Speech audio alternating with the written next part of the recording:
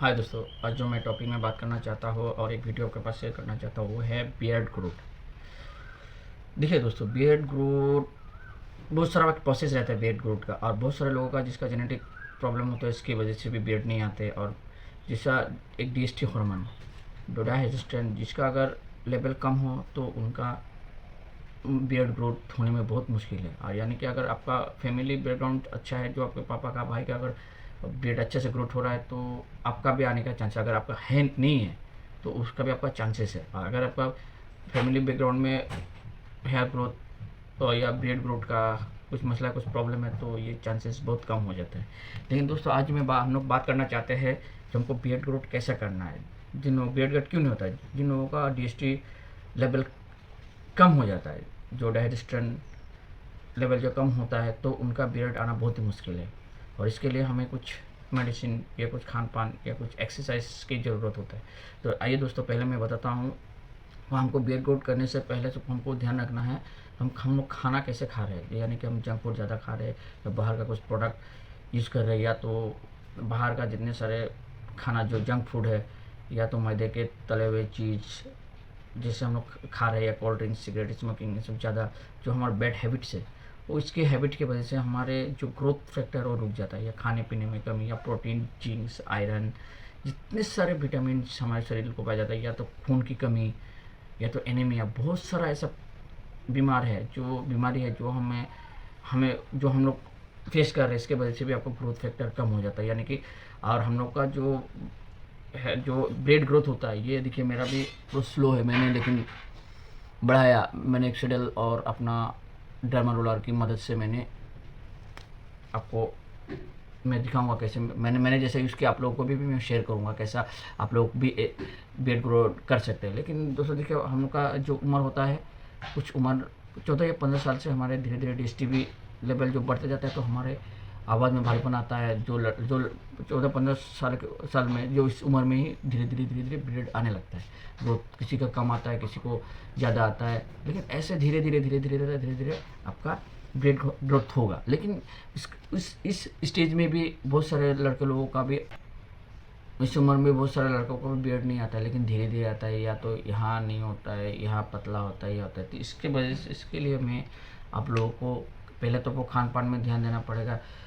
अब अखरोट खाइए, बादाम, आलमंड, इसके बाद स्ट्रॉबेरी, हर फ्रूट को आप अपने हैबिट में डाइट में शामिल कीजिए। थोड़ा हर पर्याप्त मात्रा में आप पानी अच्छे से पीना, एक्सरसाइज की मदद कर सकते हैं जैसा मैंने किया। ये देखिए दोस्तों, मैंने ये डर्मा रोलर जो 0.5 mm का आप लोग देख सकते हैं, 0.5 mm का ये आपको ऐसा ज़्यादा जोर से नहीं, हफ्ते में आप एक बार ही कीजिए अच्छी तरह से।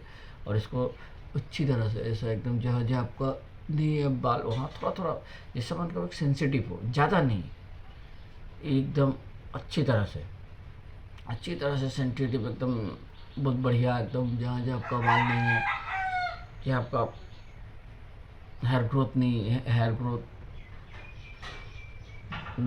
नहीं हुआ है, इसमें आप अच्छी तरह से मसाज कीजिए एकदम इससे। और इसको अच्छी तरह से धो के डेटल का पानी से अच्छे से धो के धूप में सुखा के आप अपना बॉक्सिंग कर लीजिए ऐसा। और 0.5 mm का नॉलेज से आपके लिए अच्छा है। इसके बाद मैं कहना चाहता हूँ जो भी आपको पसंद हो, मैंने एक्सेडल मैं तो अलग अलग मैं एक्सेडल यूज़ करता हूँ, लेकिन देखिए मेरे पास मैं एमिन एक्सेल भी यूज़ करता हूँ टिरफोल का। और अभी तो फ़िलहाल फिर और एक यूज़ कर रहा हूँ, आपको बताना चाहता हूँ, यह है एडॉन का। लेकिन आपको अल्कोहल फ्री मैंने एक्सीडल मैं आपको यही सजेस्ट करूँगा हेयर ब्रेड ग्रोथ के लिए 5% मैं एक्सीडल जो अल्कोहल फ्री होता है, इस आप हमेशा इसको 1 ml ही ले, 1 ml लेके आपका पूरा ऐसे अच्छी तरह से आप मसाज कीजिए दिन में 2 बार 1 ml लेके। अब अच्छी तरह से आपको और देखिए मेडिसिन यूज़ करने से पहले बात से साफ पानी से आप अच्छा से आपका जो बियर्ड है अच्छे से धो लीजिए, जो भी आपको स्कैल्प में अच्छा से धो लीजिए। धोने के बाद ये लगाने के जब ड्राई हो जाएगा तो आप लगाने के बाद आपको एक काम करना है कि आप 4 से 5 घंटे तक आप इसमें पानी ना लगाइए, आप पोछिए मत या इसको धोइए मत। और बियर्ड एक्सरसाइज आप अच्छे से एक्सरसाइज कीजिए और खाने में नींद, आपको तो नींद अच्छे से लेना, और खाना आपको अच्छी तरह से खाना खाना है, जो प्रोटीन्स, विटामिन्स, और जो बासी खाना आप ना खाएं, जो आज का बासी कल आप खा ले फ्रिज में रख के, इससे ना खाएं। तो आप खाने पान में ध्यान रखेंगे, आलमंड, और आलमंड तो मैं बताऊँ काजू, ये सब चीज़ के आप हमारे ग्रोथ फैक्टर को बहुत अच्छी तरह से आपको बढ़ाने में मदद करता है। तो आप ये यूज़ कीजिए। आप दोस्तों अगर, और बियर्ड जब मिनिस्ट्रियल यूज़ करेंगे तो आपको कुछ स्कैल्प में ज़्यादा खुजली होगा, जलन होगा।